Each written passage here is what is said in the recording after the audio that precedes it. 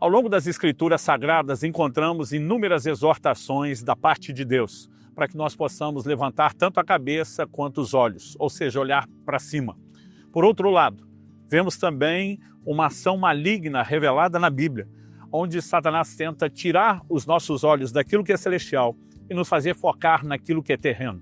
Porque tanto um reino quanto o outro no plano espiritual sabem o impacto daquilo para onde olhamos. Esse é o assunto da nossa conversa hoje. Fique comigo e nos próximos minutos nós vamos entender isso um pouco melhor.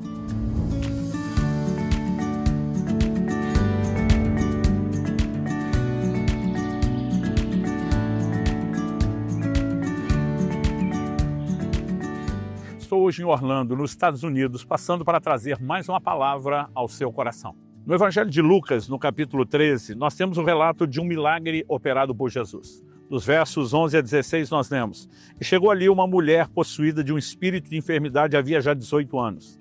Ela andava encurvada, sem poder se endireitar de modo nenhum. Ao vê-la, Jesus a chamou e lhe disse: Mulher, você está livre da sua enfermidade. Impondo-lhe as mãos, ela imediatamente se endireitou e dava glória a Deus. O chefe da sinagoga, indignado por ver que Jesus curava no sábado, disse à multidão: Há 6 dias em que se deve trabalhar. Venham nesses dias para serem curados, mas não no sábado. Porém o Senhor lhe respondeu: Hipócritas, cada um de vocês não desprende da manjedoura no sábado o seu boi ou o seu jumento para levá-lo a beber? Por que motivo não se devia livrar desse cativeiro em dia de sábado essa filha de Abraão, a quem Satanás trazia presa há 18 anos?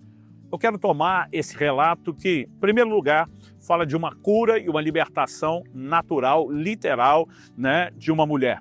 Mas que também me chama a atenção para uma figura que encontramos por trás da narrativa e que está alinhada com o ensino bíblico como um todo, a visão geral do que as Escrituras dizem.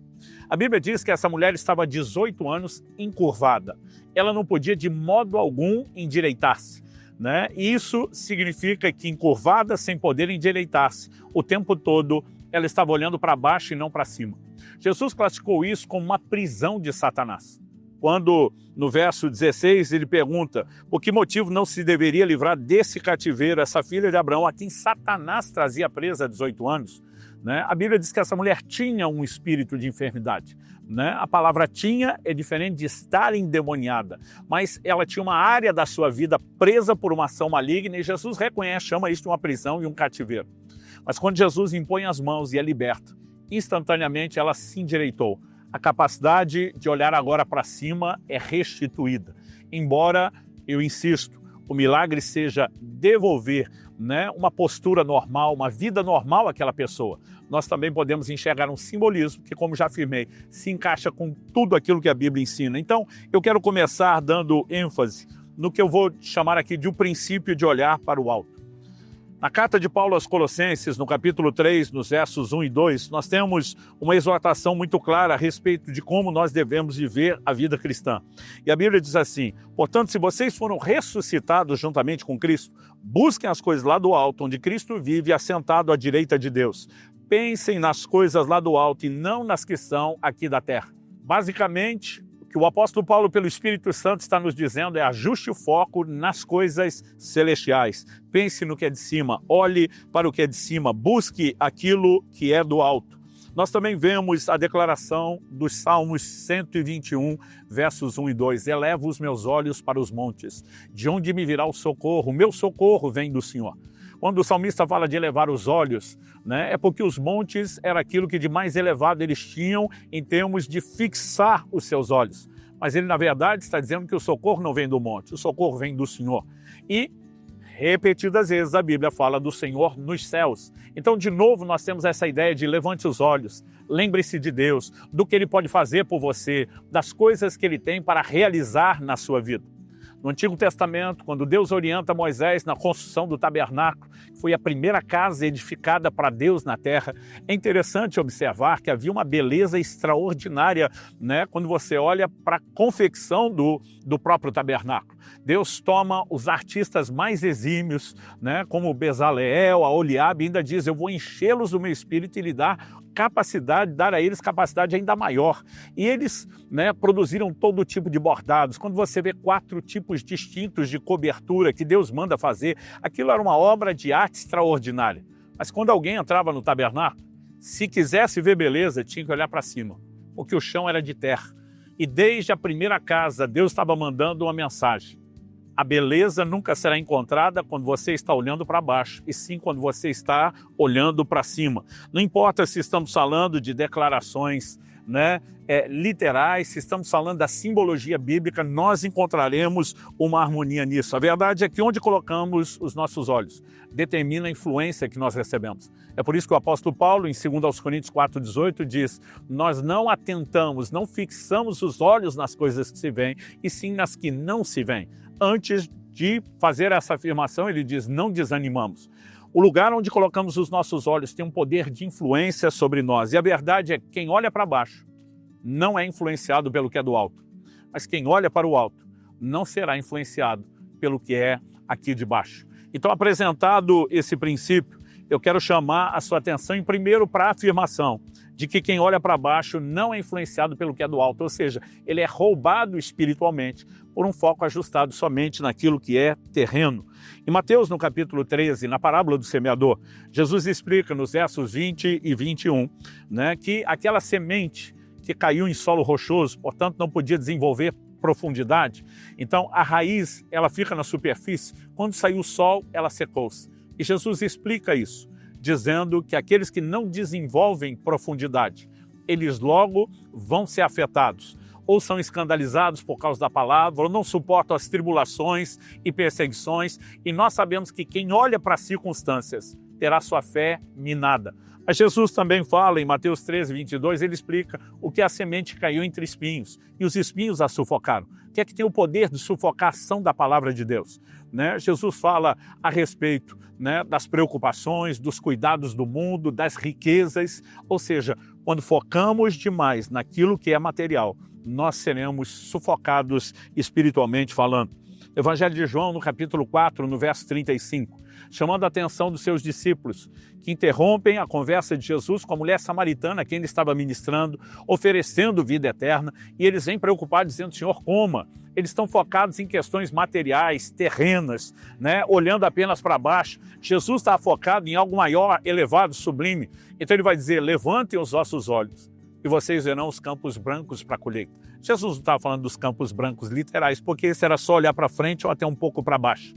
Mas quando diz levante os vossos olhos, se você sintonizar com aquilo que é celestial, vai entender o coração de Deus, os motivos de Deus, vai se lembrar que há pessoas prontas para serem colhidas pelo Evangelho. Então, nós entendemos que, na verdade, quem olha para baixo não enxerga ou não é influenciado por aquilo que é do alto. Mas também temos uma declaração de Paulo na carta aos Filipenses, no capítulo 3, que acredito que também merece a nossa atenção aqui. A partir do verso 19, ele fala de um grupo de pessoas que ele tinha classificado no verso anterior como inimigos da cruz de Cristo. Ele diz assim: o destino deles é a perdição, o Deus deles é o ventre, e a glória deles está naquilo de que deviam se envergonhar, visto que só pensam nas coisas terrenas.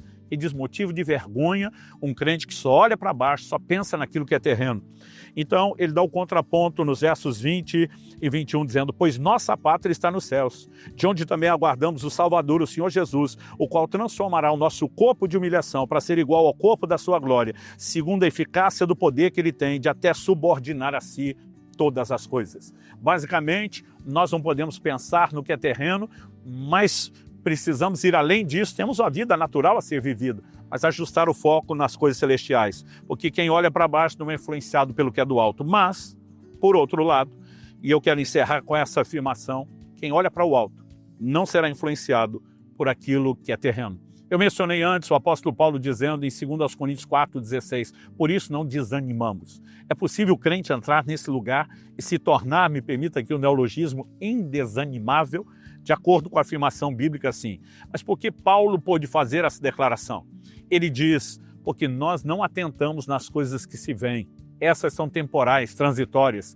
Nós focamos os olhos naquilo que não se vê, naquilo que é eterno. Então, o lugar onde colocamos os olhos determina o impacto que nossa vida terá. Enquanto Pedro olhava para Jesus, ele pôde caminhar sobre as águas em meio à tempestade. Quando ele começa a reparar na força do vento e no tamanho das ondas, ele abortou o milagre. Porque o lugar onde colocamos os nossos olhos determina a influência que recebemos. E olhar para o alto não apenas nos levará a viver da forma como Deus espera, mas nos impedirá de sermos influenciados por aquilo que é de baixo, por aquilo que é da terra. A experiência de Estevão, né, quando antes de ser apedrejado, a Bíblia diz, cheio do Espírito Santo, ele fitou os seus olhos nos céus, né? É interessante a Bíblia destacar cheio do Espírito Santo. Quanto mais cheio do Espírito Santo estamos, mais nossos olhos estarão nos céus. Maior será a nossa capacidade de ver não o que é momentâneo, a ameaça que ele estava para sofrer. Ele tem uma visão do que é ser recebido na glória pelo próprio Senhor Jesus com honra, né? Porque ele diz que vê Jesus em pé à direita do trono de Deus. Normalmente o relato bíblico fala de Jesus sentado à direita de Deus. E eu olho para esse texto e entendo essa mensagem como Jesus, né, dizendo a esse homem, alguém como você eu levanto do trono para receber com honra.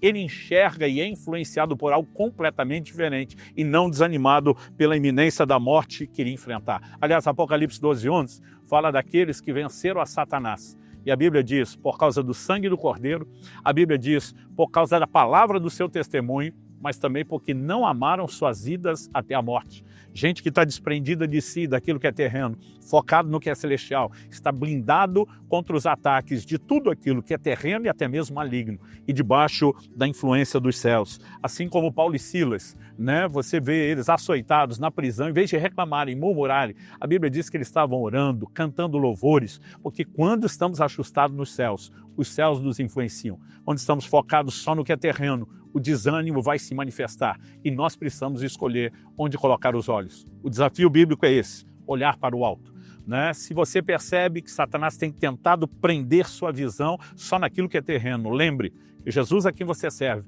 pode te tocar como tocou aquela mulher agora mesmo. E você, entendendo a Escritura, se expondo à ação dele, pode decidir agir diferente, levantar sua cabeça e olhar para cima.